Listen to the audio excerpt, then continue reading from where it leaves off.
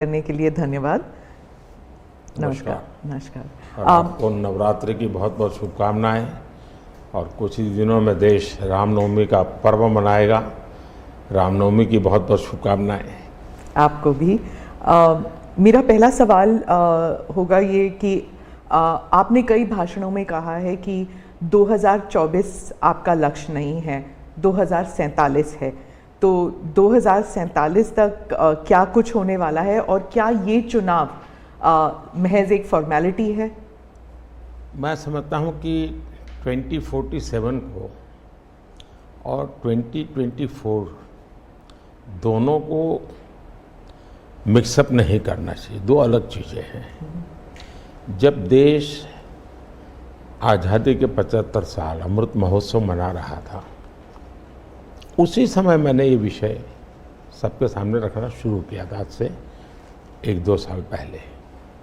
और मैं ये कहता था कि 2047 देश की आज़ादी के 100 साल होंगे। स्वाभाविक रूप से ऐसे जो माइलस्टोन होते हैं वो एक प्रकार से नया उत्साह भरते हैं, नए संकल्प के लिए व्यक्ति को तैयार करते हैं। और उस अर्थ में मेरा मत था कि एक मौका है, 75 साल पर हम खड़े हैं, 100 साल पहुंचने वाले हैं। इस 25 साल का सर्वाधिक उपयोग कैसे करें? हर इंस्टीट्यूशन, हर कोई अपना एक लक्ष्य बनाए। भाई मैं अपना गांव का प्रधान हूं, 2047 तक मेरे गांव में इतना तो मैं करूंगा। आरबीआई को मैं कार्यक्रम में भी गया, 90 साल का उनका कहा। तो मैंने कहा कि 10 साल बहुत महत्वपूर्ण है, आपके 100 साल होंगे, इस पर अभी से सोचिए। तो मेरे मन में 2047 ये भारत की आज़ादी के 100 साल और देश में एक प्रेरणा जगनी चाहिए। और आज़ादी के 100 साल अपने आप एक बहुत इंस्पिरेशन है, किसी व्यक्ति की जरूरत नहीं है। तो एक पार्ट तो वो है। दूसरा है 2024।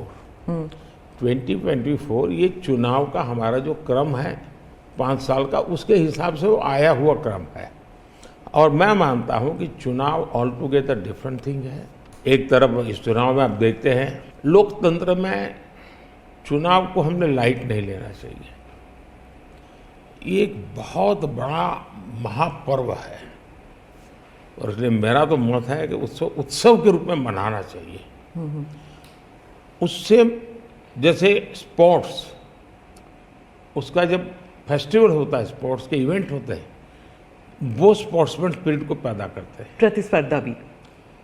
जब खेल का मैदान होता है तो देखने वाले, खेलने वाले, स्पोर्ट्समैन स्पिरिट का एक एनवायरनमेंट क्रिएट होता है जो हमारे संस्कार बन जाते हैं। चुनाव का ये माहौल अगर हम उत्सव में पलट दें, लोकोत्सव बना दें, तो हमारी रगों में, डेमोक्रेसी आने वाली पीढ़ियों के रगों में वो संस्कार बन जाती है। और लोकतंत्र के लिए बहुत आवश्यक है कि लोकतंत्र ये सिर्फ संविधान की सीमाओं में नहीं बंधना चाहिए, हमारी रगों में होना चाहिए, हमारे संस्कार में होना चाहिए। और उस अर्थ में मैं 2024 को देखता हूँ। ये बात सही है कि हमारा 25 साल का विजन, और उसमें मैंने बहुत काम किया है। और ये आज कर रहा हूँ ऐसा नहीं है। शायद मैं जब गुजरात में था तब भी उन दिशा में सोचता था। अब देखिए 2024 का चुनाव तो देश के सामने एक अवसर है कि एक कांग्रेस सरकार का मॉडल और एक बीजेपी सरकार का मॉडल, उनका 5-6 दशक का काम, मैं उनके लिए बहुत खुला मैदान छोड़ता हूँ। 5-6 दशक का काम और मेरा सिर्फ 10 साल का काम। कंपैरिजन कीजिए, किसी भी क्षेत्र में कंपैरिजन कीजिए, अगर कुछ कमियां होगी तो भी हमारी एफर्ट्स में कमी नहीं रही होगी। दूसरा, मुझे 10 साल में 2 साल तो कोविड की लड़ाई में जाना पड़ा और आफ्टर इफेक्ट भी बहुत था। फिर भी आज हम कंपैरेटिवली देश को स्पीड कहो, स्केल कहो, सर्वांगीण विकास की बात करें तो वो कहें, सर्वसमावेशक विकास की बात कहें तो वो देखें, हर पैरामीटर पे आपको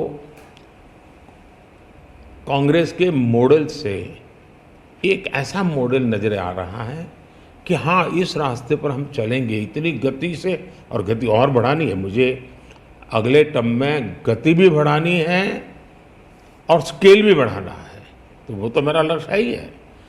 दूसरा, आप देखेंगे कि जब देश चलाने की देशवासी जिम्मेवारी देते हैं तो आपका सिंगल माइंडेड फोकस होना चाहिए। देश के लोग दुर्भाग्य से पहले की राजनीतिक कल्चर ने परिवार को कैसे मजबूत बनाना, परिवार की जड़ों को कोई उखाड़ न दे, उसी में शक्ति लगाते रहे। जबकि मैं देश मजबूत इसी एक लक्ष्य को लेकर के काम कर रहा हूँ। मेरी सरकार पूरी उस लक्ष्य को लेकर काम रहेगी।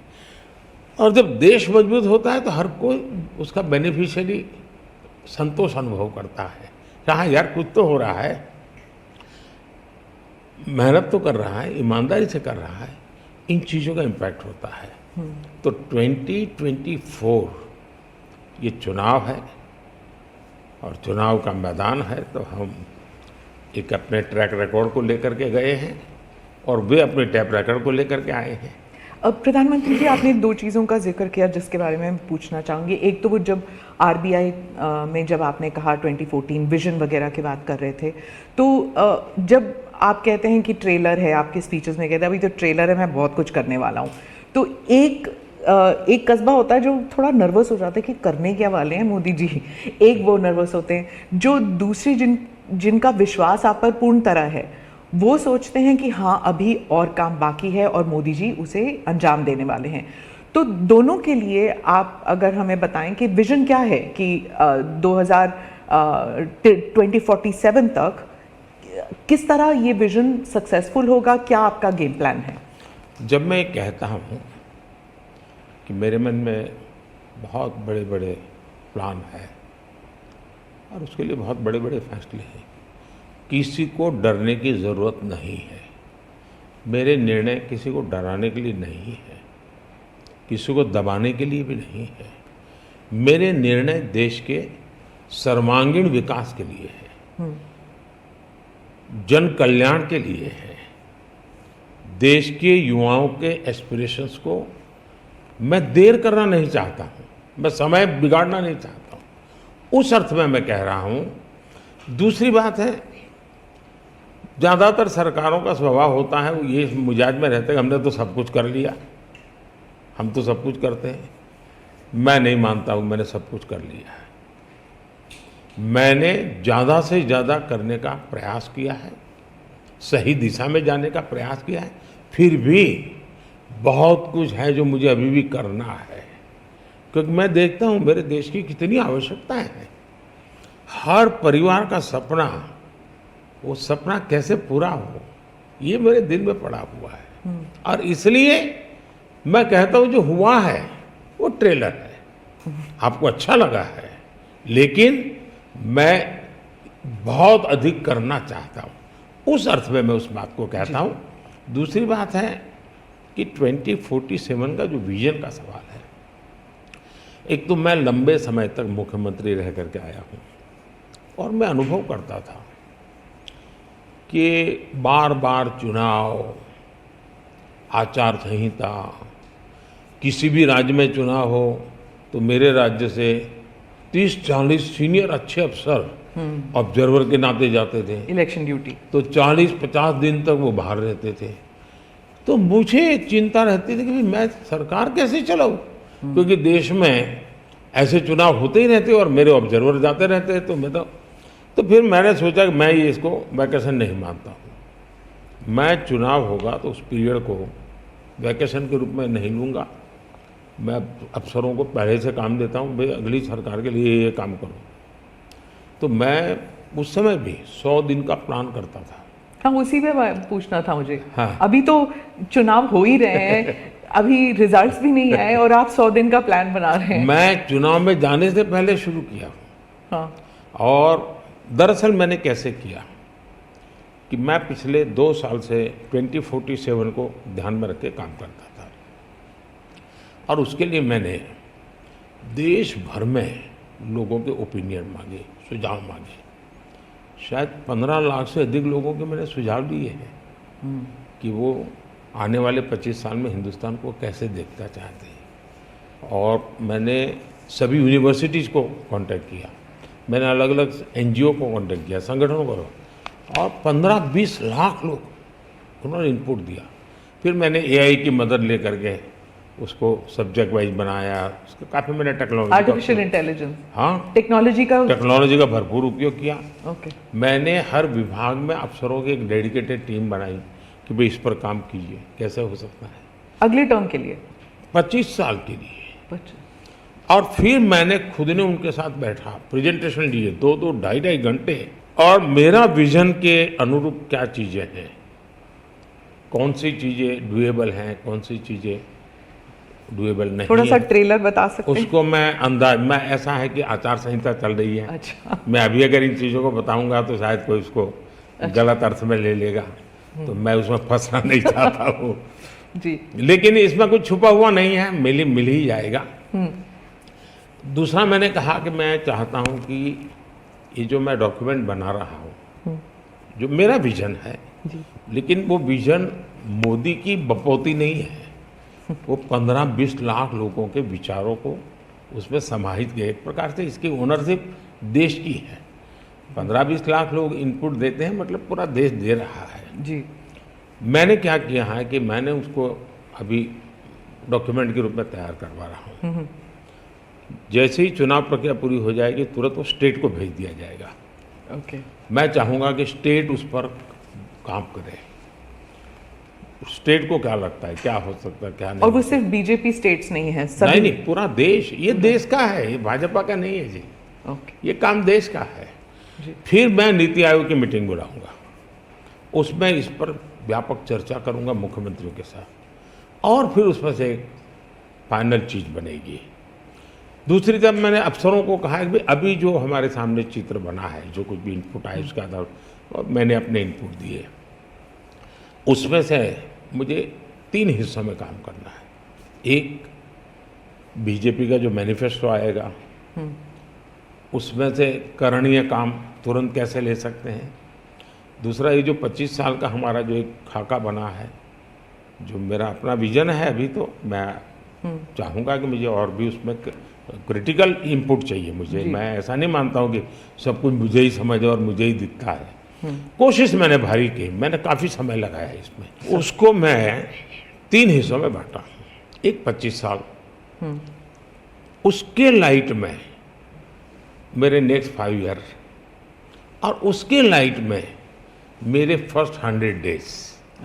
तो इस प्रकार से मैंने पूरा डिजाइन बना के अफसरों को काम पे लगा दिया है, क्योंकि मैं 1 मिनट भी गंवाना नहीं चाहता हूँ जी। अब आपको याद होगा 2019 में बहुत कम लोगों को ध्यान रहता है, उस समय भी मैंने 100 दिन का काम दे करके चुनाव के मैदान में गया था, और जब मैं वापस आया आर्टिकल 370 100 दिन में मैंने कर दिया। 3 तलाक से मेरी बहनों को मुक्ति दिला दी, पहले 100 दिन में किया। यूएपीए बिल सिक्योरिटी को लेकर के हमने 100 दिन में कर दिया। बैंकों का मर्जर बहुत बड़ा काम था, हमने 100 दिन में किया। इतना ही नहीं, पशु का टीकाकरण, ये कोविड के टीकाकरण की इतनी चल रहा है ना, मैं देश में पहली बार करीब 15,000 करोड़ रुपया लगा करके पशुओं के टीकाकरण का बड़ा अभियान चला रहा हूँ, और मैंने 19 में पहले 100 दिन में किया था। तो मैं 100 दिन क्या काम करना वो हैफाजत नहीं करता, मैं बिल्कुल प्लानिंग करके उसको आधार पर आगे चलाता हूँ। मोदी जी, आपने एक टर्म कॉइन किया है जो बहुत ही लोकप्रिय हो गया है, मोदी की गारंटी। अब चुनाव के वक्त कई लोग कह रहे हैं कि क्या उम्मीदवार जो है वो नॉट इम्पॉर्टेंट है, वोट तो सिर्फ मोदी जी को जा रहा है क्योंकि मोदी जी की गारंटी है। तो इलेक्शन के दौरान ये सब टर्मिनोलॉजी इंपॉर्टेंट होता है। पहली बात है, उम्मीदवार ही नहीं, चुनाव में हर मतदाता इम्पोर्टेंट होता है। चुनाव में बूथ लेवल का कार्यकर्ता भी इम्पोर्टेंट होता है, कैंडिडेट भी उतना ही महत्वपूर्ण होता है। और इसलिए ये कह देना कि और किसी का महत्व नहीं होता है, ये वरना इतना बड़ा चुनाव हो ही नहीं सकता है जी, तो बहुत महत्व होता है। जहाँ तक गारंटी का सवाल है, आज हमारे यहाँ दुर्भाग्य से शब्दों के प्रति जो कमिटमेंट होना चाहिए, वो एक प्रकार से लग रहा है कि ये तो चलते का नाम गाड़ी, कुछ भी बोल दो, कहीं पर भी बोल दो, कोई जिम्मेवारी नहीं। अब आप देखा होगा इन दिनों एक नेताजी के पुराने ढेर सारे वीडियो बाजार में घूम रहे हैं और उनके एक विचार से दूसरा विचार कितना कॉन्ट्राडिक्टरी है। अब लोग एक साथ देखते होगा, अरे ये आदमी इतना हमें मूर्ख बनाता था, हमारी आंख में धूल झोंकता। अभी मैंने एक नेता का भाषण सुना, उन्होंने कहा एक झटके में मैं गरीबी हटा दूंगा। अब जिनको 5-5, 6-6 दशक देश का राज करने को मिला, वो जब आज कहेंगे कि मैं एक झटके में गरीबी हटा दूंगा, तो देश सोचता है ये क्या बोल रहे हैं।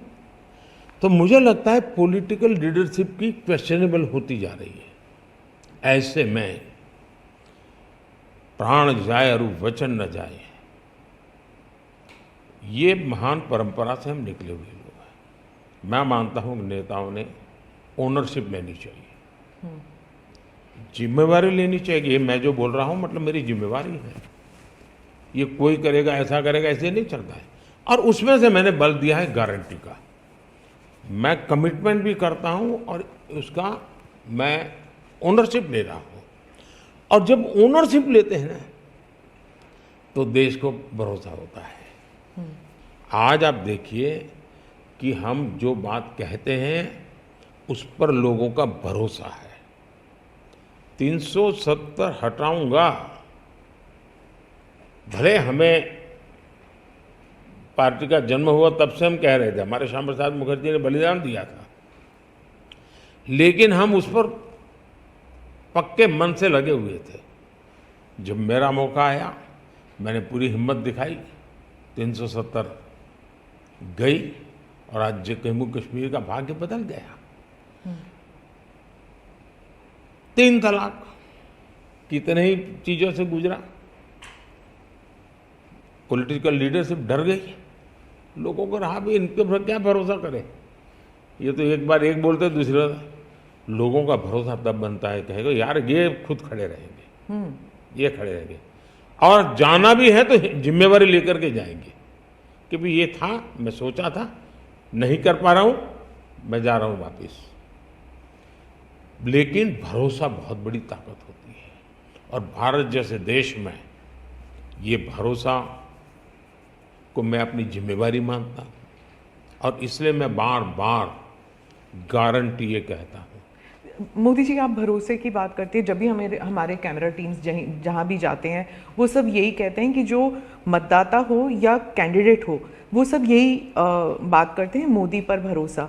तो have we come to this situation जहाँ पे पहले बोला जाता था कि Indira is India, India is Indira, और अब है मोदी इज भारत, भारत इज मोदी। क्या उस लेवल पर पहुँच गए हैं? ऐसा है कि देश ये कहता है,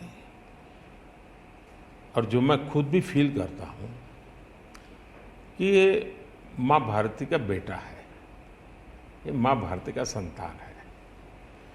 उससे ज़्यादा न लोग मुझे मेरे लिए सोचते हैं, न ही मेरे लिए बोलते हैं। भारत माँ का संतान है, माँ की सेवा कर रहा है, तो इतना ही बहुत है। मैं राम मंदिर प्राण प्रतिष्ठा की बात करती हूँ। इसको एक राजनीतिक रंग नहीं चढ़ना चाहिए था, लेकिन हो गया है। और जब इलेक्शंस आ गए हैं तो फिर चाहे ऑपोजिशन हो या बीजेपी हो, एक दूसरे पर आरोप लगाते हैं, तुम पापी तुम पापी। कांग्रेस कहती है कि इसका राजनीतिकरण बीजेपी ने किया, इसलिए वो पापी है। बीजेपी कहती है कि न्योता देने के बावजूद आप प्राण प्रतिष्ठा में आए नहीं, इसलिए आप पापी हैं। तो इसे आप कैसे देखते हैं? पहली बात है कि इसका राजनीतिकरण किसने किया। और इसको आज की घटनाओं से मत, जब हमारा जन्म भी नहीं हुआ था, हमारी पार्टी पैदा भी नहीं हुई थी, उस समय अदालत में ये मामला निपटाया जा सकता था, समस्या का समाधान हो सकता था। भारत विभाजन हुआ तो विभाजन के समय ये तय कर सकते थे, चलो भाई इतनी इतनी चीज़ें ऐसा कर लो, वो नहीं किया गया। क्यों? कि एक ऐसा हथियार हाथ में है, जो हथियार वोट बैंक पॉलिटिक्स के लिए मजबूती का एक दांव है, इसलिए उसको पकड़ के रखा गया और बार बार उसको भड़काया गया। अब जब ये अदालत के अंदर मामला चल रहा था, अदालत में अभी जजमेंट ना आए वहां तक कोशिश की गई।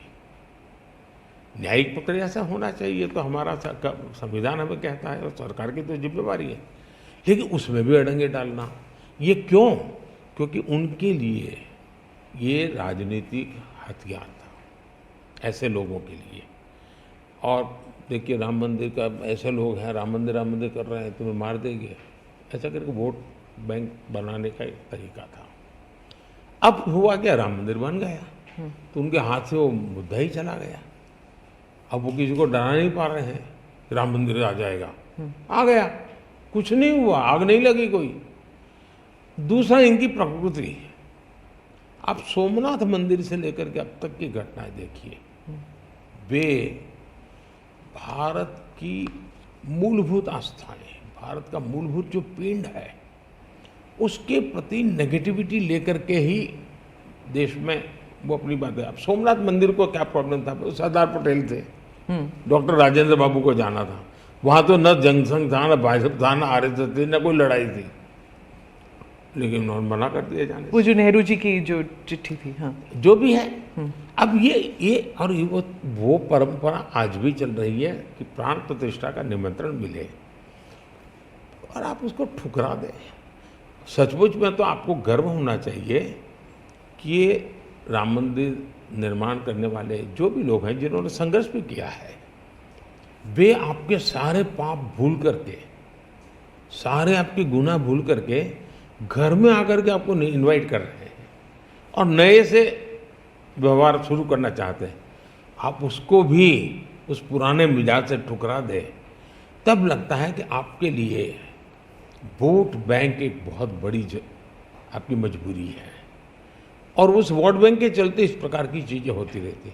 और ये किसी को नीचा दिखाना, किसी का अपमान करना, ये अपना अधिकार मानते हैं। और मैं कभी कभी कहता हूँ, वे तो नामदार है, हम तो कामदार है। अब मैं नॉर्थ ईस्ट जाऊँ, वहाँ के लोग कोई कपड़े पहना दे, मैं पहनता हूँ, उसकी भी मजाक उड़ाना, यानी हर चीज़ की। मैं तमिलनाडु जाऊँ, लुंगी पहनूँ, तो उनको लगता है देखो ये कर रहा है, वो कर रहा है। मैं हैरान हूँ जी, इतनी नफरत लोकतंत्र में नहीं होती है, नहीं होनी चाहिए। देखिए हमारे लिए, मैं मानता हूँ ये न राजनीति का विषय हम लोगों के लिए है, न होना चाहिए और न कभी होगा। हमारे लिए एक जबरदस्त आस्था का विषय है जी।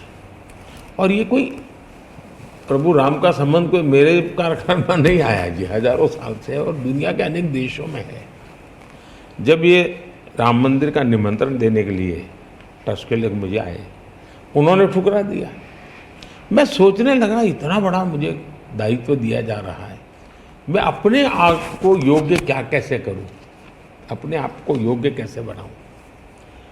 तो मैंने कुछ लोगों की एडवाइस ली, कुछ संतों की, कुछ जानकार लोगों की, मेरी स्पिरिचुअल लाइफ से जुड़े हुए कुछ लोगों को मैंने पूछा कि भाई मैं इसको एक प्रधानमंत्री के रूप में इस कार्यक्रम को नहीं लेता हूँ, एक राम भक्त के रूप में करना चाहता हूँ, मुझे क्या करें। उसमें से मुझे सुझाव आया, तो सुझाव तो बहुत, लेकिन मैंने फिर कुछ अध्ययन भी किया और मैंने मनोमन तय किया कि मैं 11 दिन का अनुष्ठान करूँगा। और मैं ज़मीन पे सोता था, नारियल के पानी पर रहता था, और तय किया मैं प्रभु राम जहाँ जहाँ गए थे उसमें जहाँ भी मैं जा सकता हूँ जाने का प्रयास करूँगा। और वहाँ मैं अपना, जब मैं श्रीरंगम मंदिर में गया दक्षिण भारत में, हाँ। दक्षिण भारत में, और कम्ब रामायण का मैंने पाठ किया वहाँ। तब मुझे वहाँ के लोगों ने बताया कि साहब 800 साल पहले जब कम्ब रामायण की रचना हुई तो पहला पाठ इसी जगह में हुआ था, और मैं देख रहा सबके आंख में आंसू थे। ये जो मैंने अनुभूति की है साउथ में खास करके, यहाँ बैठे हुए लोगों को अंदाज नहीं आएगा जी कि क्या भक्ति है, क्या आस्था है और कितनी पवित्रता है उसमें। मेरा कार्यक्रम नोन नहीं था, मेरा काम भी ऐसा व्यक्तिगत था, लेकिन जो जन सामर्थ्य एक प्रकार से मुझे उनके भाव में अनुभव कर रहा था, तो मेरे लिए शायद मेरी स्पिरिचुअल जर्नी की एक बहुत बड़ा महत्वपूर्ण एक 11 दिन की घटना मैं देखता हूँ। मैं और राम मंदिर प्राण प्रतिष्ठा को मैंने बहुत गंभीर लिया था जी। मैंने एक इवेंट के रूप में नहीं लिया था जी, मेरे लिए वो इवेंट नहीं था जी। वो एक स्पिरिचुअल मूवमेंट था आपके लिए? मैं मानता, मुझे दिखता था वो 500 साल का संघर्ष, मुझे दिखता था 140 करोड़ लोगों की श्रद्धा, सपने, और देश के गरीब गरीब लोगों ने पाई पाई देकर के मंदिर बनाया है जी। ये मंदिर 3 चीजें मैं देखता हूँ। एक, 500 साल का अविरत अखंड एक निष्ठ संघर्ष, लाखों लोगों का एक काम के लिए बलिदान। दूसरा, लंबी न्यायिक प्रक्रिया, इतने सालों की न्यायिक प्रक्रिया, और न्यायिक प्रक्रिया के हर तराजू से तूल करके निकला हुआ, कसौटी हुआ। दूसरा, टेक्नोलॉजी का उपयोग, ASI के द्वारा उसकी खुदाई, सबूत, ये एक बहुत बड़ा। और चौथा, हिंदुस्तान के कोटि कोटि लोगों ने 1-1, 2-2, 5-5 रुपया जो भी दे सकते हैं दे करके ये मंदिर बनाया है। ये मंदिर सरकारी खजाने से नहीं बना है। ये ऐसे पहलू हैं कि जो भारत के स्वाभिमान को, भारत के सामर्थ्य को, भारत के सपनों को, भारत के संकल्प को और भारत के आने वाली पीढ़ी को बहुत बड़ी प्रेरणा देने वाले हैं। हम दक्षिण भारत की बात करते हैं तो पहले मैं दक्षिण भारत के कुछ मुद्दों के बारे में उठाऊंगी। बीजेपी का एक ऐसा नेता तमिलनाडु में उभर के आया है जो इसके लिए मीडिया अटेंशन काफ़ी कुछ आ रहा है, वो है अन्नामलाई जी। तो वो काफ़ी कॉन्फिडेंट हैं कि तमिलनाडु में बीजेपी को डबल डिजिट फिगर आएंगे। तो क्या ये उनका ओवर कॉन्फिडेंस है कि आप भी तमिलनाडु इतनी बारी जा चुके हैं? पहली बात है कि तमिलनाडु जनसंघ के जमाने से और भारतीय जनता पार्टी, मैं कहता हूँ 5-5 पीढ़ी हमारी इस विचार के लिए वहाँ खप चुकी है। तो एक निरंतर काम चला है। जब कांग्रेस से लोग निराश हुए तो प्रादेशिक पक्षों की तरफ गए, और लंबे अरसे तक प्रादेशिक पक्षों का जो कुछ भी कामकाज देखा है, अब लोग निराश हो गए। निराशा के इस माहौल में उन्होंने दिल्ली में भाजपा की सरकार का मॉडल देखा, हिंदुस्तान में अन्य राज्यों में भाजपा की सरकार का मॉडल देखा, देश भर में जो तमिल बंधु रहते हैं उन्होंने अपने घरों में जाके बताया भी हम जिस राज्य में रहते हैं वहाँ तो ये हो रहा है। तो लोग स्वाभाविक तमिल प्रजा कंपैरिजन करने लगी कि जो हवा खड़ा किया गया था ये तो अच्छा काम कर रहे हैं। अब जैसे मैंने तमिल काशी संगम किया तो तमिलनाडु में DMK पार्टी वाले लोग ये तो पानीपुरी वाले कर करके मजाक उड़ाते थे, लेकिन जब तमिलनाडु के लोग काशी संगम कार्यक्रम में आए और काशी का रूप रंग देखा, उन्होंने कहा ये हमने तो जो सुना था ऐसा नहीं है, ये तो बहुत डेवलप दिखता है, बड़ी प्रगति हो रही है, IT का नेटवर्क दिखता है।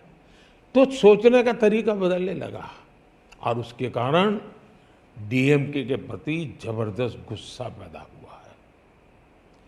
मैं कल्पना नहीं कर सकता इतना बड़ा गुस्सा पैदा हुआ है। वो गुस्सा पैदा डाइवर्ट हो रहा है बीजेपी की तरफ पॉजिटिव वे में।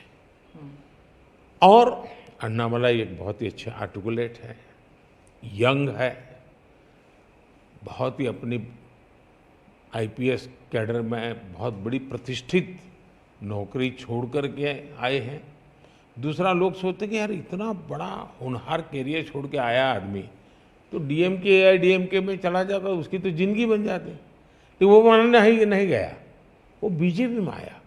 तो लोग आप यार ये बीजेपी में गया है मतलब कुछ मेटल है, कुछ अच्छे इरादे वाला इंसान लगता है, तो स्वाभाविक रूप से उसके आकर्षण का केंद्र बना है। और मेरी पार्टी की विशेषता है, हम हर स्तर के हर छोटे मोटे कार्यकर्ता जिसमें क्षमता है उनको अवसर देते हैं।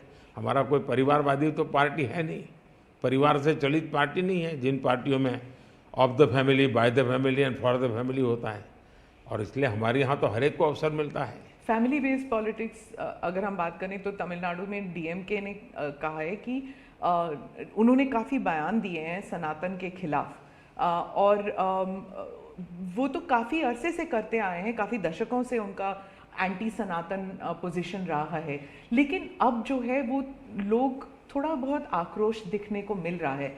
तो आप क्या समझते हैं कि is it because of awareness कि लोग बीजेपी की तरफ मुड़ रहे हैं, या फिर सनातन के खिलाफ जो उनके स्टेटमेंट्स है वो बाकी राज्यों में भी ये फैल रहा है? अब मैं इस सवाल को जरा अलग तरीके से देखता हूँ। सवाल हमें कांग्रेस को पूछना चाहिए। जो कांग्रेस जिसके साथ किसी जमाने में महात्मा गांधी का नाम जुड़ा हुआ था, जो कांग्रेस जहां इंदिरा गांधी जी गले में माला खुलेआम पहन करके घूमती थी, रुद्राक्ष माला, जो हाँ रुद्राक्ष माला पहन करके घूमती थी इंदिरा जी। सवाल कांग्रेस को पूछना चाहिए कि तुम्हारी क्या मजबूरी है कि सनातन के खिलाफ इतना जहर उगलने वाले लोगों के साथ तुम क्यों बैठे हो भाई? क्या तुम्हारी राजनीति अधूरी रह जाएगी क्या? ये कौन सी कांग्रेस की सोच विकृति आ रही है कांग्रेस में, ये चिंता का विषय है। डीएमके का तो जन्म शायद इस नफरत में पैदा हुआ होगा, और धीरे धीरे वो नफरत का खेल भी उनका लोग स्वीकार करने नहीं लगे हैं, और इसलिए वो नए नए तौर तरीके अपना करके बोल रहे हैं। प्रश्न उनका नहीं है, प्रश्न कांग्रेस जैसी पार्टी का है कि उसने अपना मूल कैरेक्टर गंवा दिया है क्या? जब संविधान सभा में जो लोग बैठे थे तो ज़्यादातर गांधीयन लोग थे, ज़्यादातर कांग्रेस की विचारधारा से जुड़े हुए लोग थे, और पहला संविधान बना, उसके हर पेज पर जो पेंटिंग है रामायण, वो सनातन की ही परंपरा से जुड़े हुए हैं। तो आपका संविधान बना, उस संविधान में सनातन का गौरव का हिस्सा था, और आज सनातन को इतनी भयंकर गालियां देने की हिम्मत हो और आप उनके साथ चुनाव की राजनीति करें, उनके साथ मंच साझा करें, मजबूरी कांग्रेस की ये देश के लिए चिंता का विषय है। और जो तमिलनाडु के मुख्यमंत्री और कुछ और दक्षिण के मंत्री हैं, मुख्यमंत्री हैं, वो कहते हैं कि जो दक्षिण है वो अलग इकाई है, उत्तर अलग इकाई है, दक्षिण भारत और उत्तर भारत, और बीजेपी जो है वो दक्षिण भारत में सेंध नहीं कर सकती। राहुल गांधी ने तो संसद में भी कहा था कि आप अगर पूर्व से देखें, बंगाल से देखें, उड़ीसा, आंध्र प्रदेश, तेलंगाना, तमिलनाडु, केरल तक जाएं, पूरे उस एरिया में बीजेपी सेंध नहीं कर पाएगी। दो अलग इकाई है क्या दक्षिण भारत और उत्तर भारत? पहली बात है, भारत बहुरत्ना वसुंधरा है, भारत विविधताओं से भरा हुआ देश है। यहाँ रेगिस्तान भी हैं, यहाँ समुद्री तट भी हैं, यहाँ हिमालय भी हैं, और यहाँ सह्याद्री भी हैं, यहाँ गंगा के पट भी हैं और कावेरी के पट भी हैं। तो भारत को टुकड़ों में देखना ये भारत के प्रति नासमझी का परिणाम है। अगर यही भाव होता, अगर आप हिंदुस्तान में देखें प्रभु राम के नाम से जुड़े हुए गांव कितने सबसे ज़्यादा कहाँ हैं, तो तमिलनाडु में है। इतने सारे गांव के नाम हैं कि उसमें राम तो होगा ही होगा। अब इसको आप कैसे अलग कह सकते हैं? किसको गले उतारेंगे आप? लेकिन भारत की विविधता है, पंजाबी जैसा होगा वैसा नागालैंड का व्यक्ति नहीं होगा, गुजराती जैसा होगा वैसा कश्मीर का व्यक्ति नहीं होगा। तो विविधता ही तो हमारी शक्ति है, हमने विविधता को सेलिब्रेट करना चाहिए। हमें गुलदस्ता ऐसा है भारत का जिसमें हर एक का अपना फूल दिखाई दे, ये भाव होना चाहिए। कांग्रेस कहती है कि बीजेपी और खासकर मोदी जी इस विविधता को अप्रिशिएट नहीं करते, एक रंग में ढालना चाहते हैं, और अगर 400 सीट जो आप कह रहे हैं अगर वो आ जाता है तो संविधान रद्द हो जाएगा, एक ही भाषा, एक ही रहन सहन, एक ही तरीका होगा, और वो है जो मोदी जी कहेंगे।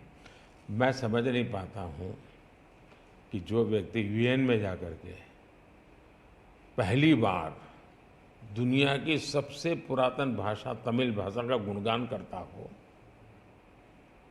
किस आधार पर उस व्यक्ति को आप ऐसे आरोप लगा रहे हो? मेरा तो मत है, और मैं जब कपड़े अलग अलग राज्य के पहनता हूं तो उनको ही परेशानी हो रही है। मुसीबत उनकी है कि वो एक सांचे में देश को डालना चाहते हैं। हम तो विविधता की पूजा करते हैं, हम विविधता को सेलिब्रेट करते हैं, और मैं हमको के हर एक को कहता हूं, जैसे हमने कहा कि भाई डॉक्टर बनना है, इंजीनियर बनना है, मातृभाषा में क्यों नहीं बन सकता है? जब मैं मातृभाषा में डॉक्टर इंजीनियर बनने की बात करता हूँ, मतलब कि मैं मातृभाषा को सेलिब्रेट कर रहा हूँ, उसका महात्म्य बढ़ा रहा हूँ। मुझे ये अभी ये गेमिंग वाले सब बच्चों के साथ बैठा था, तो उनमें से किसी ने पूछा कि हमारे लिए कोई संदेश, तो ऐसे मैंने कहा एक काम करो, अब जब भी आप हस्ताक्षर कहीं करेंगे, सिग्नेचर करेंगे, अपनी मातृभाषा में सिग्नेचर करो, इतना तो गर्व करो। अब मैं तो विविधता को लाने की कोशिश कर रहा हूँ। अब उनको आरोप लगाने हैं, क्या करेंगे? कुछ मुख्यमंत्री हैं वो कहते हैं कि उन्हें सेंटर से सहयोग नहीं मिलता। दक्षिण के भी कुछ मुख्यमंत्री हैं, आप भी मुख्यमंत्री रह चुके हैं, अब प्रधानमंत्री हैं पिछले 10 साल में। क्या कोऑपरेटिव फेडरलिज्म को लेकर आपके विचार बदल गए हैं जब आप मुख्यमंत्री थे और जब अभी आप प्रधानमंत्री हैं? दरअसल, और क्या उन्हें नहीं मिलता सहयोग? दुर्भाग्य हुआ है कि जो रीजनल एस्पिरेशंस होते हैं उसको सबसे ज़्यादा तवज्जो देनी चाहिए, ये मेरी पार्टी की फिलॉसफी है। अगर आप रीजनल एस्पिरेशंस जो हैं उसको नकार करके विकसित भारत का सपना पूरा नहीं कर सकते। दूसरा, मैं गुजरात में लंबे समय तक मुख्यमंत्री रह के आया हूँ, और मेरा सौभाग्य है कि देश में मैं पहला प्रधानमंत्री ऐसा हूँ कि जिसके पास राज्य के मुख्यमंत्री का इतना बड़ा अनुभव रहा है। तो एक मुख्यमंत्री के नाते केंद्र से क्या अपेक्षाएं होती हैं, केंद्र से क्या तकलीफें होती हैं, उसको मैंने भली भांति झेला है, समझा भी है, और इसलिए मैं कतई नहीं चाहूँगा कि मेरे देश का कोई राज्य, उसका उमंग उत्साह हो विकास का, उस पर कोई रुकावट पैदा हो। अगर रुकावट हटा सकता हूँ और उसमें मैं उनकी मदद कर सकता हूँ, वो भी मैं करने के लिए, क्योंकि मुझे देश बनाना है। दूसरा, मैं जब गुजरात था तब भी मेरा मंत्र था, यहाँ सरकार यूपीए की थी, तब भी मेरा मंत्र था भारत के विकास के लिए गुजरात का विकास। मैं गुजरात का विकास करूंगा, क्यों? क्योंकि मुझे मेरा देश का विकास करना है। हमारे देश में वातावरण बनना चाहिए, और हमने एस्पिरेशनल डिस्ट्रिक्ट की कल्पना की। हर राज्य में हमने कहा कि ये राज्य के पैरामीटर के बराबर है। भारत सरकार ने योजना बनाई, उसकी मदद की। सभी राज्य आज हमारे एस्पिरेशनल डिस्ट्रिक्ट में और एस्पिरेशनल ब्लॉक में मिल करके हम काम कर रहे हैं, और बहुत अच्छे परिणाम नजर आ रहे हैं। अब आप कोरोना देखिए, मैंने इतनी बार चीफ मिनिस्टर से मीटिंग की, शायद 20-25 बार, और हर चीज़ में सब मिल करके निर्णय करते थे। तो हम साथ मिल करके चले तो हम कोरोना के जंग को जीतने में सफल हुए। और मैं पब्लिकली कहता हूँ कि कोरोना की लड़ाई में भारत की सफलता का कारण मैं सभी राज्यों का भी उतना ही योगदान है, मैं रिकॉग्नाइज करता हूँ। और इसलिए मैंने हमेशा कहा है कि देश को आगे ले जाना है तो हमें कॉम्पिटिटिव कोऑपरेटिव फेडरलिज्म चाहिए। हमारे यहाँ स्पर्धा होनी चाहिए, तंदुरुस्त स्पर्धा होनी चाहिए विकास की, तब जाकर के। अब देखिए G20, मैं G20 दिल्ली में कर सकता था, मैंने ऐसा नहीं किया। हिंदुस्तान के हर राज्य में G20 समिट किया, क्योंकि हर राज्य में G20 को सबसे ज़्यादा अवसर मिले, लोगों को उस राज्य को देखने का अवसर मिले, राज्य को अपना एक्सपोजर के लिए ग्लोबल प्लेटफॉर्म मिल जाए। क्यों? क्योंकि मैं चाहता हूँ मेरा देश का हर कोना मेरे लिए देश ही है। मोदी जी, दो सवाल G20 को लेकर मैं पूछना चाहती थी आपसे। एक तो वो जो क्लासिक शॉट था ना, वो प्रेसिडेंट बाइडेन और प्रिंस सलमान जो हैंडशेक वाला जो शॉट, उसके बारे में एक। दूसरा, वेस्टर्न मीडिया में बहुत से आर्टिकल्स आते थे उस वक्त कि कोई कंसेंसस होगा नहीं, डिक्लेरेशन होगा नहीं, पर हो गया डिक्लेरेशन। तो ये दो, इन दोनों चीज़ों की बैक स्टोरी बताइए। एक तो आपने वो हैंडशेक कैसे करवाया, और दूसरा डिक्लेरेशन कैसे हुआ? एक ग्लोबल गुड जब उसके लिए काम करते हैं और अपने निजी कोई इफ्स एंड बट्स नहीं होते हैं, तो आप दुनिया को ऑन बोर्ड ले सकते हैं। और मेरी कोशिश ये थी कि मुझे बताइए भाई, आखिरकार ये G8 और G20 पैदा कैसा हुआ। जिन मुद्दों को लेकर के पैदा हुआ तो उस मुद्दों से हटना नहीं चाहिए, और उसमें सब मेरे से कन्विंस हुए, सब लोग कन्विंस हुए। कुछ लोगों से मुझे व्यक्तिगत बातचीत करने की ज़रूरत थी, मैंने वो भी किया। कुछ शब्दों की किसी के आग्रह रहते थे, उनको मैंने समझाने का प्रयास किया। दूसरा, मेरा इरादा था कि मैं लास्ट सेशन में नहीं करूँगा, मैं इसको इतना जल्दी करूँगा कि लोग सरप्राइज कर जाएंगे। और इसलिए मैंने दूसरे ही दिन पहले ही सत्र में डिक्लेरेशन वाला काम पूरा कर दिया। तो जो नेगेटिव अनुमानों के आधार पर सारा G20 घसीटने की कोशिश होती थी, मैं इसको किसी भी हालत में चौंका देना चाहता था। तो दैट वाज माय स्ट्रेटेजी, और वो स्ट्रेटेजी सफल हुई। और मुझे खुशी है, जहाँ तक दुनिया के उन देशों को क्यों लाए साथ, कैसे लाए। देखिए, सिल्क रूट की चर्चा हम बहुत समय से सुनते आए हैं।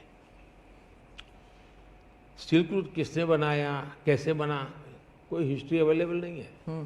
तो सिल्क रूट चल पड़ा और यानी इवॉल्व हुआ धीरे धीरे।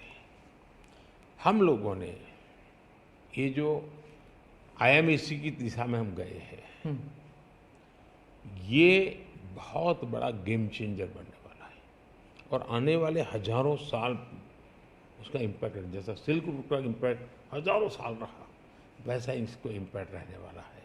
और उसमें मैं सबको विश्वास हुआ कि भाई हाँ, ये तरीका है।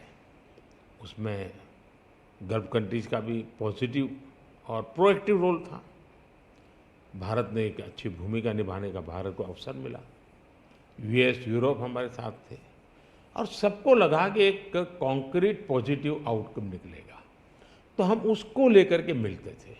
तो उसमें स्वाभाविक था कि सऊदी किंग और प्रेसिडेंट बाइडेन और दोनों के साथ मेरी अच्छी मित्रता है, तो मैं किसी का भी हाथ भी पकड़ सकता हूँ, किसी की बात भी कर सकता हूँ। पर्सनालिटी पॉलिटिक्स भी आता है ना, क्योंकि देखिए आप कि अगर हम विदेश नीति की बात करें तो खाड़ी के साथ जो हमारे रिश्ते बेहतर हुए हैं, उसके लिए बहुत से लोग कहते हैं कि it is because of your personal intervention. आपको सम्मान भी दिया गया था वहाँ पर। तो चाहे ईस्ट एशिया हो या वेस्ट एशिया हो, इसमें पर्सनालिटी पॉलिटिक्स कहाँ तक इम्पोर्टेंट है कि आप उनके जो राष्ट्रपति हैं या प्रधानमंत्री हैं, उनके साथ आपका वाइबिंग होता है, आप उनके साथ बातचीत करते हैं और वो फिल्टर डाउन होता है। फिर कहाँ तक इसमें पर्सनालिटी पॉलिटिक्स भी है?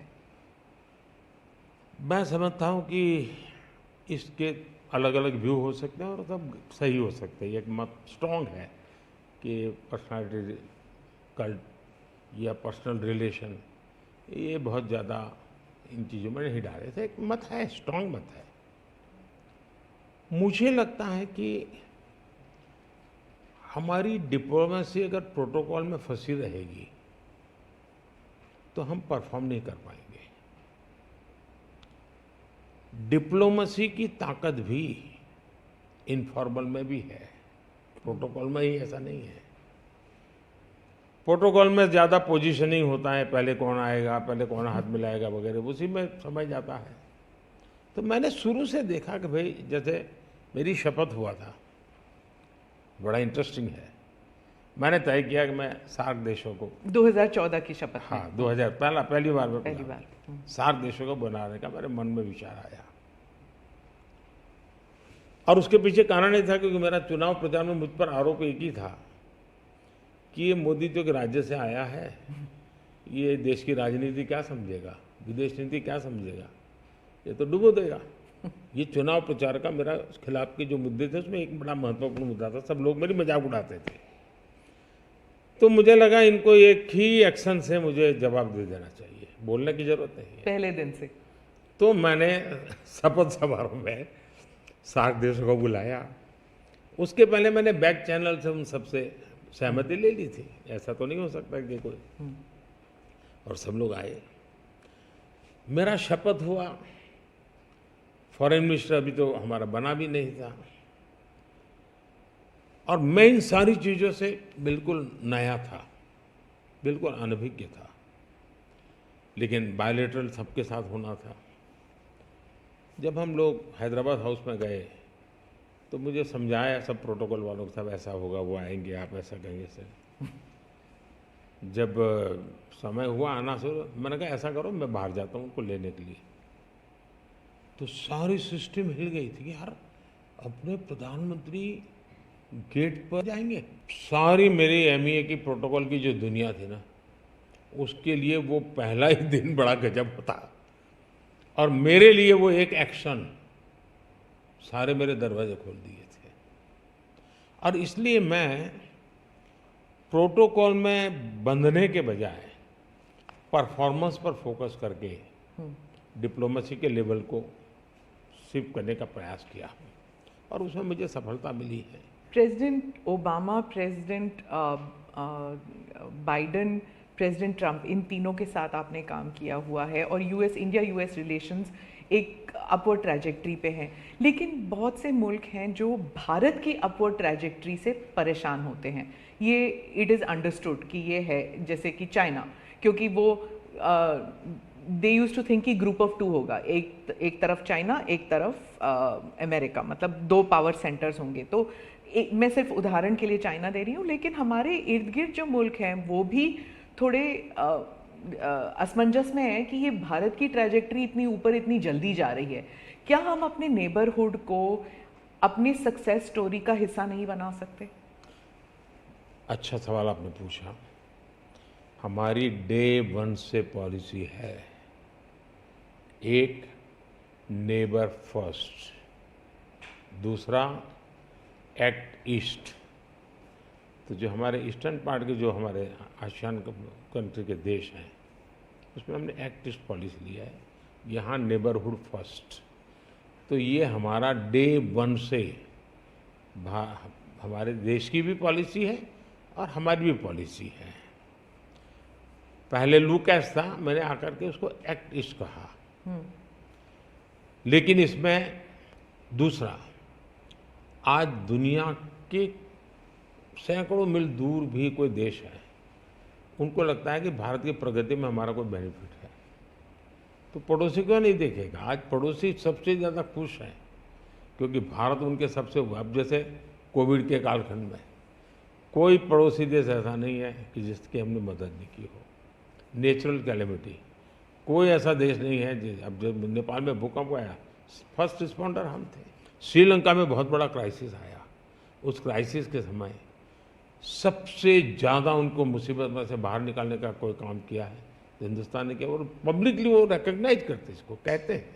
और इसलिए मैं तो दूसरा अनुभव कर रहा हूँ, वो हमसे बहुत अपेक्षाएं करते हैं, और पॉजिटिव अर्थ में मैं कहता हूँ, अच्छे रूप में देखते हैं।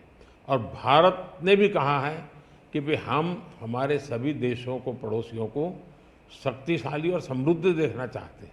आपने दोस्ती का हाथ बढ़ाया था 2014 से ही पाकिस्तान, चाइना के साथ भी ऐसे किया था। लेकिन जब आप सक्सेस स्टोरी या अपने नेबरहुड फर्स्ट की बात करते हैं तो पाकिस्तान, चाइना, मालदीव्स ये भी आते हैं, और यहाँ पर कटाक्ष है अगर आप बात करें तो। इसके लिए सुधार उसमें उनकी अंदरूनी राजनीति महत्वपूर्ण है।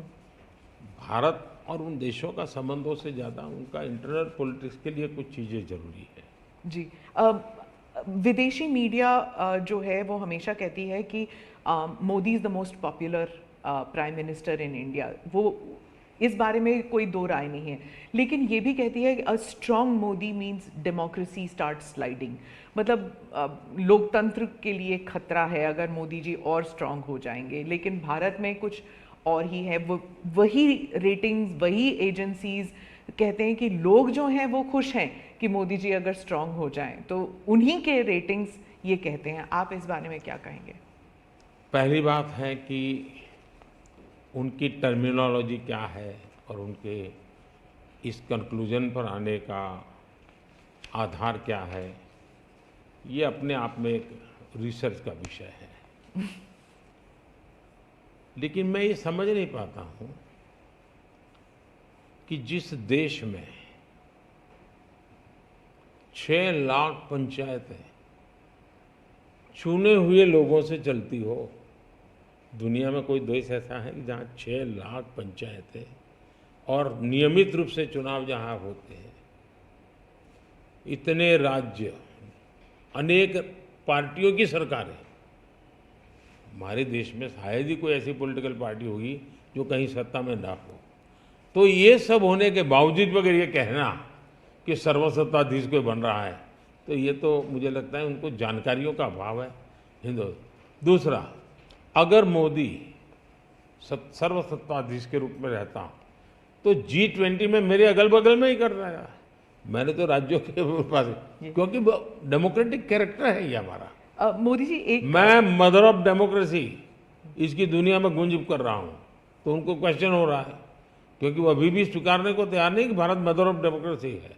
हाँ, एक सवाल था, यूक्रेन में जब युद्ध चल रहा था तो भारत के जो वहाँ पर छात्र थे उन्हें सुरक्षित रूप से वापस भारत लाया गया। ये एक दिल हिलाने वाला किस्सा था। इसमें आपने हॉस्टिलिटीज़ रोकने के लिए पर्सनल हस्तक्षेप किया था, पर्सनल इंटरवेंशन किया था, ये सुनने में आया है।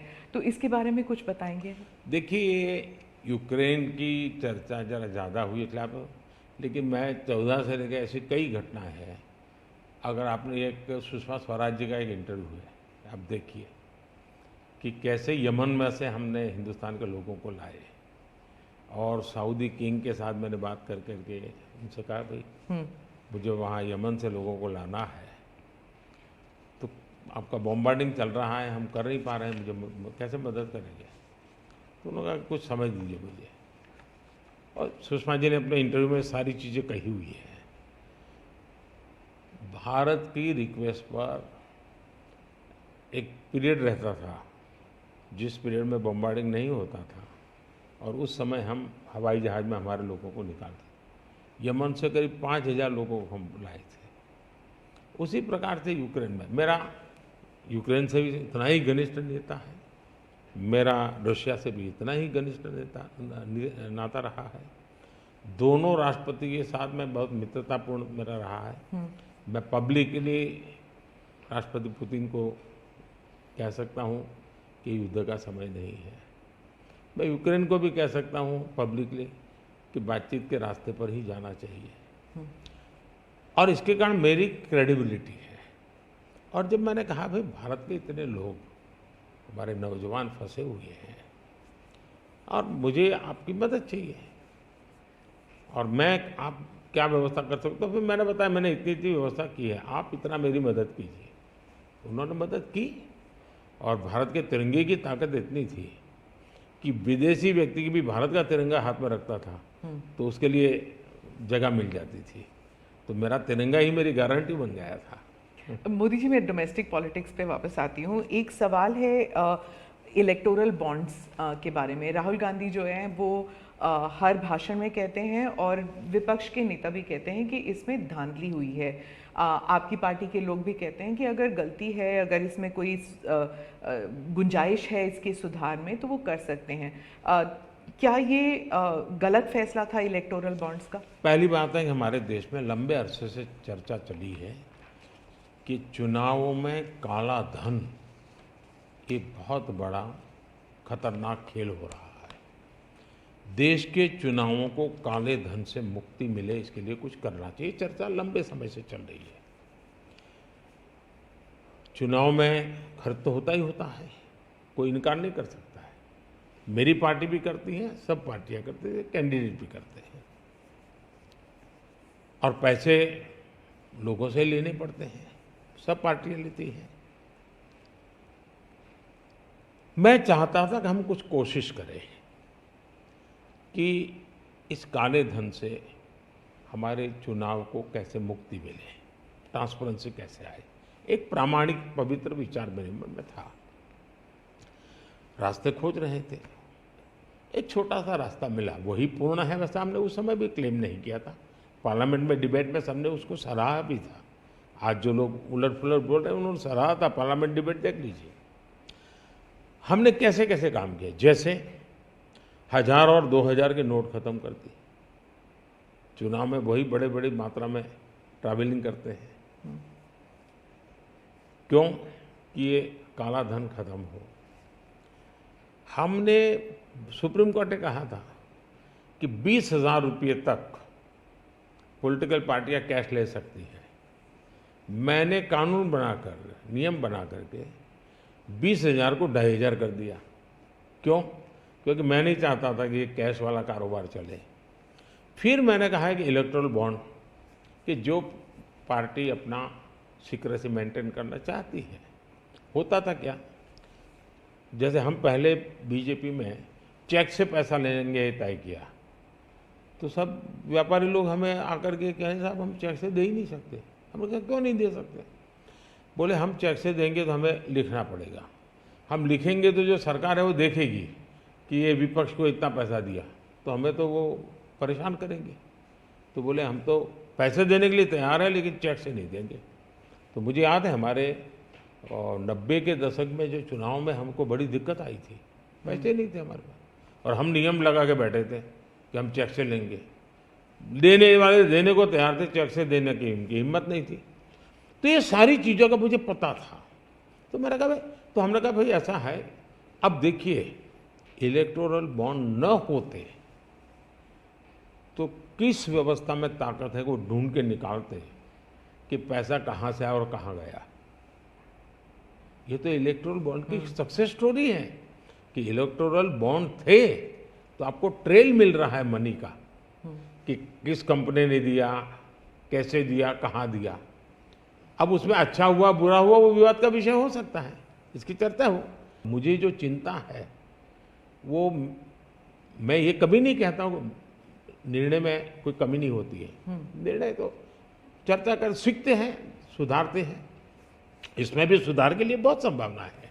लेकिन आज हम पूरी तरह काले धन की तरफ देश को धकेल दिया है, और इसलिए मैं कहता हूँ सब लोग पछताएंगे। जब बात में ईमानदारी से सोचेंगे सब लोग पछताएंगे। अब देखिए इलेक्टोरल बॉन्ड का भी विशेषता देखिए कैसा झूठ चल रहा है। कुल देश में 3,000 कंपनियों ने इलेक्टोरल बॉन्ड दिए हैं। उसमें 3,000 में 26 कंपनियां ऐसी हैं जिन पर कार्रवाई हुई है। ये कहते हैं ना ईडी वीडी टिकना फला, 3,000 डोनर है, उसमें सिर्फ 26, और उनमें से 16 कंपनियां ऐसी थी छापा जब लगा उस समय बॉन्ड खरीदा। कोई जोड़ सकता है इसको?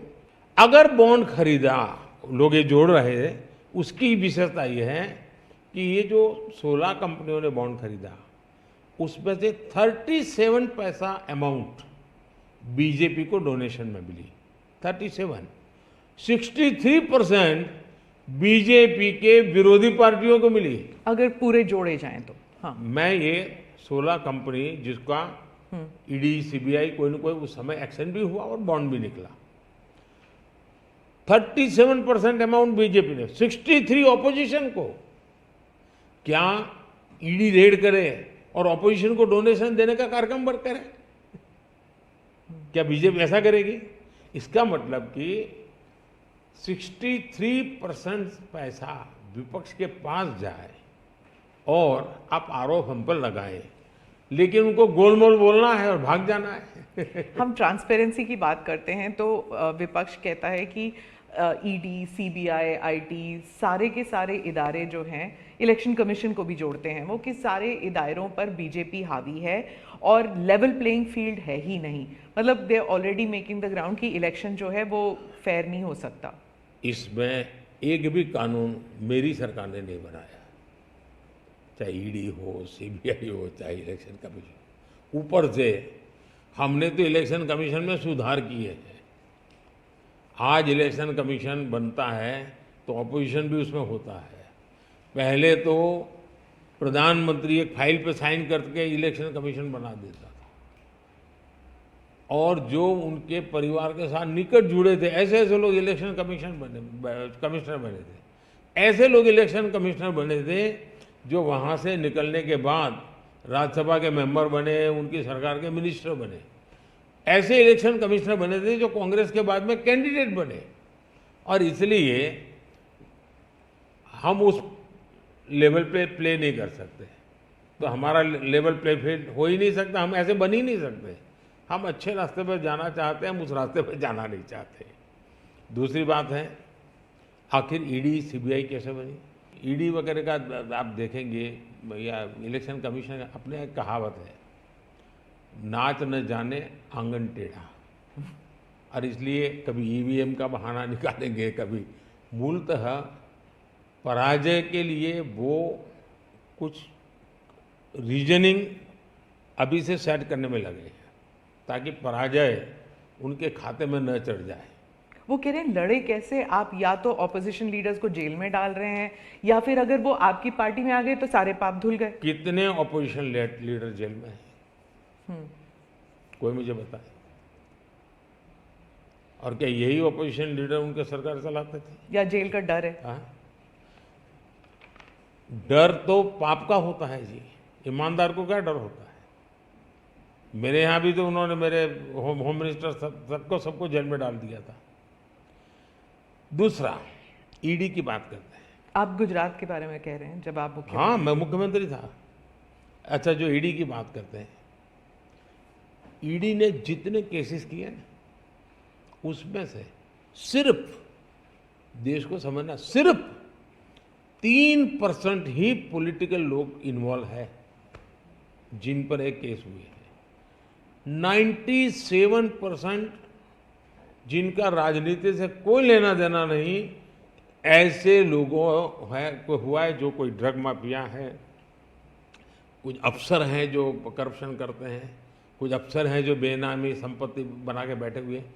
97% केस उन पर हुए हैं, जेलों में वो लोग गए हैं। अच्छा, मजा देखिए, ईडी एक स्वतंत्र संस्था को काम कर देना चाहिए, नहीं करने देना चाहिए? बनाई क्यों भाई? 2014 से पहले ये संपत्ति अटैच करने का ईडी को अधिकार है। 2014 से पहले उन्होंने सिर्फ 5,000 करोड़ रुपए की संपत्ति अटैच की। कौन रोकता था ईडी को भाई? और किसके लाभ में कहता? मेरे कालखंड में गलत काम करने वालों की 1 लाख करोड़ रुपए की संपत्ति अटैच हुई है। क्या ये देश की जनता का पैसा नहीं है? दूसरा आंकड़ा तो आप और हैरान हो जाओगे। 2014 पहले इसी ईडी ने देश में से 34 लाख रुपए, 34 लाख रुपया कैश जब्त किया था। मतलब कि स्कूल बैग में आ जाए इतना पैसा, स्कूल बैग में आ जाए।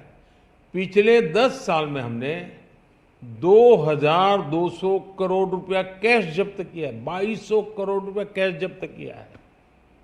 कहाँ 34 लाख, कहाँ 2,200 करोड़। 34 लाख रुपया एक बैग में आ जाता है, 2,200 करोड़ रुपया शिफ्ट करना है तो वो हाथी का छोटा सा ट्रक आता है ना, 70 ट्रक लगेंगे तब जाकर इतना रुपया हमने ईडी ने हमारे यहाँ हमारे कालखंड में। इसका मतलब ये है कि ईडी सही काम कर रही है। कैश पकड़ा है भाई, लोग पकड़े नहीं, कैश भी पकड़ा है। और मेरा ये कमिटमेंट है जी, मैं ये कन्विंस हूं कि भ्रष्टाचार ने देश को तबाह करके रखा है। हमें देश में से भ्रष्टाचार के खिलाफ लड़ाई लड़नी चाहिए, पूरी ताकत से लड़नी चाहिए। और ये मेरा व्यक्तिगत रूप से मेरा ये कन्विक्शन बना हुआ है। एक सवाल आर्थिक इशू पर है कि जब इलॉन मस्क भारत आने वाले हैं और वो जब आपसे अमेरिका में मिले थे तो उन्होंने कहा था वो आपके प्रशंसक हैं, he is a fan of yours. क्या हम भारत में टेस्ला कार, स्टारलिंक ये सब देखेंगे? और इससे जुड़ा एक सवाल था कि क्या जब ऐसे कंपनीज भारत में आएंगे तो क्या नौकरियां बढ़ेंगी? क्योंकि बहुत से लोग चाहते हैं कि, और थोड़ा भय भी है कि जब ये इंटरनेशनल कंपनीज भारत आएंगी तो क्या भारत में नौकरियां होंगी, नहीं होंगी? इन दोनों पर पूछना चाहती हूँ मैं। देखिए, पहली बात है,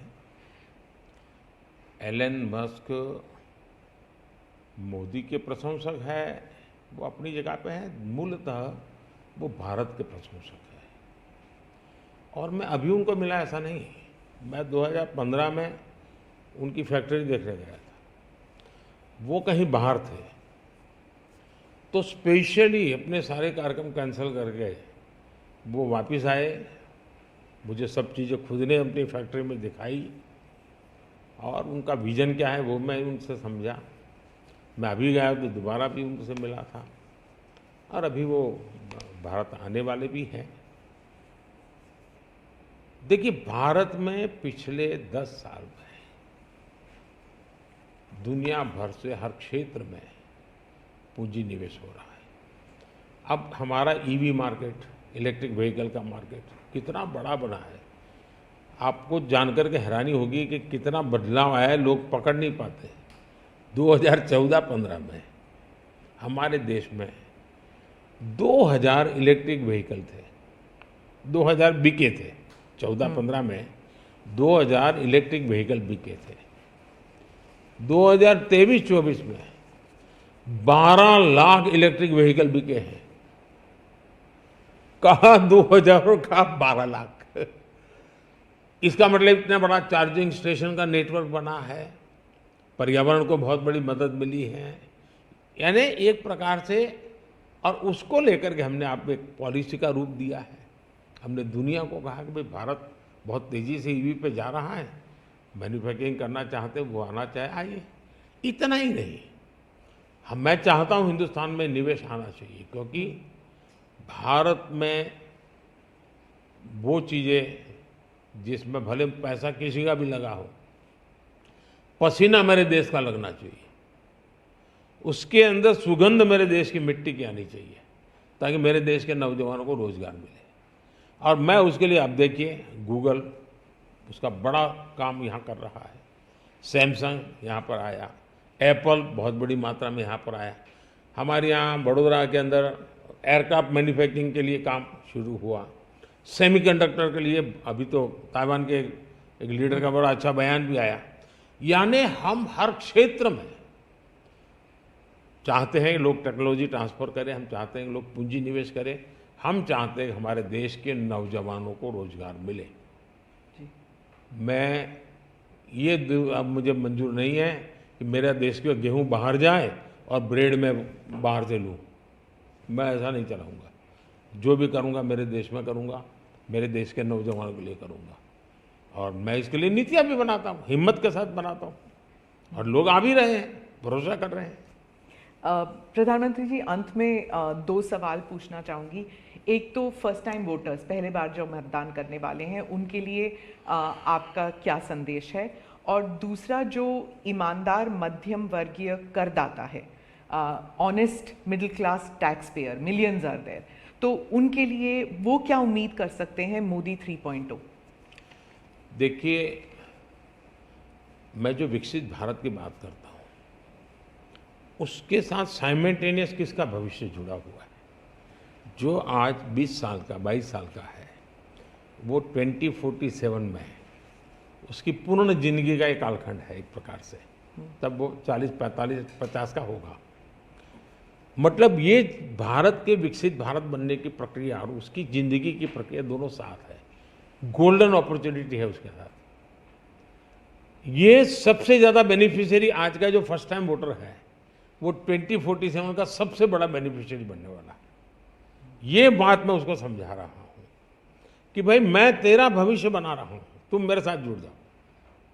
और मैं क्या मानता हूँ कि वो जुड़ेगा। दूसरा, फर्स्ट टाइम वोटर जो है वो परंपरागत चीज़ों से बाहर आना चाहता है। अब आप देखिए विपक्ष का घोषणा पत्र पूरी तरह इकोनॉमी को फेल करने वाला घोषणा पत्र है। एक प्रकार से विपक्ष का घोषणा पत्र देश के जो फर्स्ट टाइम वोटर हैं या पिछले जिनकी उम्र 25 से कम है, उनके भविष्य को रौंदने वाला उनका मैनिफेस्टो के इकोनॉमिक प्रोग्राम है। वो तो खटाखट खटाखट खटाखट पैसे देने वाला। मैं उनको क्या करना है, लेकिन पूरा अगर एनालिसिस करोगे तो सबसे बड़ा नुकसान ये जो देश के 25 साल की उम्र से कम उम्र वाले लोग हैं, उनके भविष्य को रौंदने वाला एक उनका इकोनॉमिक प्रोग्राम है जी। बर्बाद हो जाएगा। मुझे उनकी ज़िंदगी बनानी है। मैं देश में इनोवेशन को बल देना चाहता हूँ। देखिए देश में जो पैटेंट इन दिनों रजिस्ट्री हुई, हिस्टोरिकल रिकॉर्ड है पैटेंट के। तो यंग जनरेशन को लगता है हाँ हमारी ज़िंदगी बढ़ रही है। आज डेटा मेरे देश का इतना सस्ता है। मैं जानता हूँ मेरे देश को आर्थिक रूप से नुकसान हो रहा है, लेकिन सस्ता डेटा का परिणाम है कि मैं देश में डिजिटल रिवॉल्यूशन लाने में मेरे नौजवानों को मैंने ताकत दी है। आज वो दुनिया, मुझे अभी गेमिंग वाले बच्चे मिले थे, वो कहते थे साहब दुनिया के देश में हम खेलने के लिए जाते हैं, वहाँ डेटा इतना महंगा है। बोले हम 50 बार सोचते हैं, हम भारत के अंदर इतना हमारे लिए अवसर है, इतना सस्ता डेटा है तो हम हिम्मत कर रहे हैं। एजुकेशन में आज डेटा सस्ता होने के कारण उसको कितनी फायदा हो रहा है जी। लॉन्ग डिस्टेंस लर्निंग, हाँ हर चीज़ में, टेलीमेडिसिन में।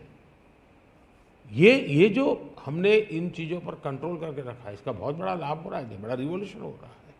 और जो मिडिल क्लास टैक्स पेयर है उसके लिए जो देखिए जहाँ तक टैक्स पेयर है,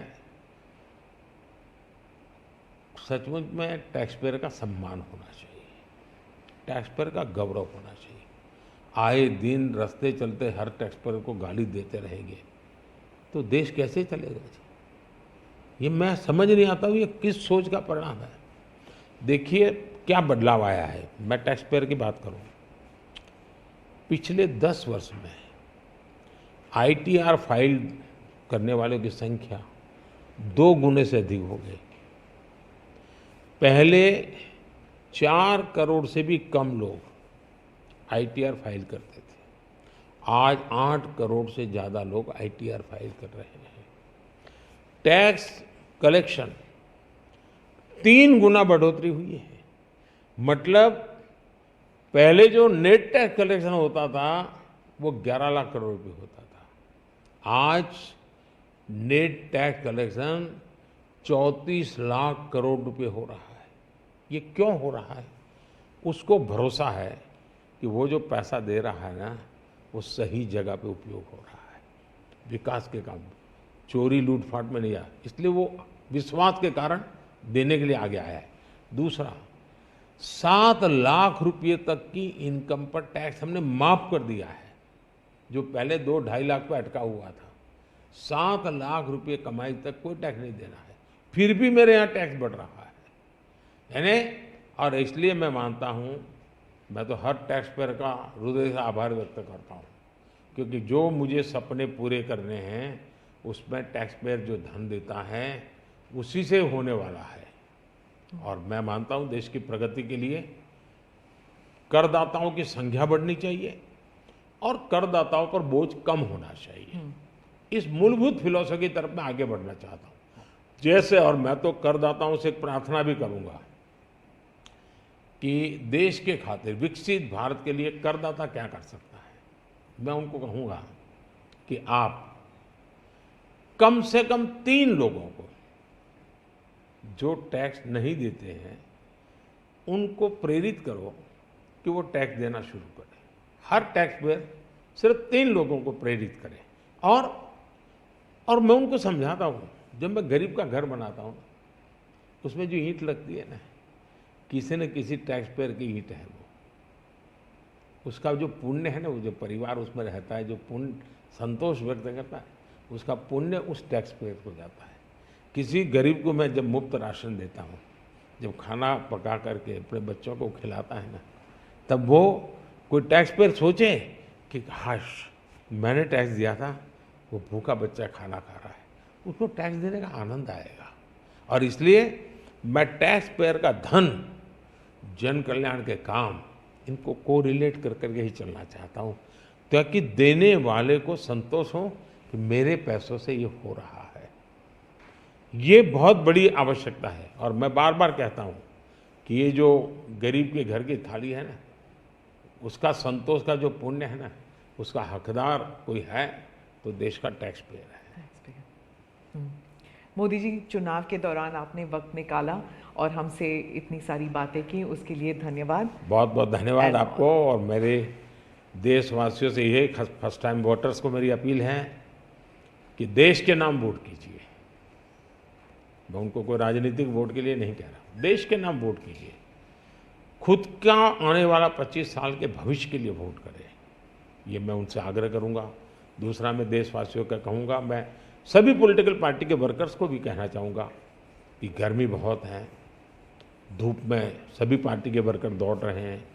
मैं सभी पार्टी के वर्कर को कहूँगा, बहुत पानी पीजिए, बहुत पानी पीजिए, दौड़िए, बहुत दौड़िए, लेकिन पानी बहुत पीजिए, ताकि इस धूप में, इस गर्मी में मतदाताओं को भी कहूँगा कि इतनी ही धूप क्यों न हो, आप मतदान अवश्य करें। हो सके तो सुबह जल्दी जल्दी मतदान कीजिए। ये और लोकतंत्र के उत्सव के रूप में इस चुनाव को मनाएं, यही मेरी प्रार्थना होगी देशवासियों को। अगली चुनाव सर्दियों में कीजिएगा और वन नेशन वन इलेक्शन वाला। आपने सही मुद्दा उठाया। वन नेशन वन इलेक्शन हमारा एक कमिटमेंट है। हमने पार्लियामेंट में भी बोला हुआ है, हमने कमेटी भी बनाई थी, कमेटी का रिपोर्ट भी आया है। तो वन नेशन वन इलेक्शन के संबंध में देश में बहुत लोग ऑन बोर्ड आए हैं, सभी दलों ने, बहुत लोगों ने इसमें जो कमेटी को अपना सुझाव दिए हैं, बहुत ही पॉजिटिव सुझाव आए हैं और बड़े इनोवेटिव सुझाव आए हैं। और देश का बहुत बड़ा लाभ होगा अगर हम इस रिपोर्ट को लागू करवा पाते हैं तो। जी, धन्यवाद मोदी।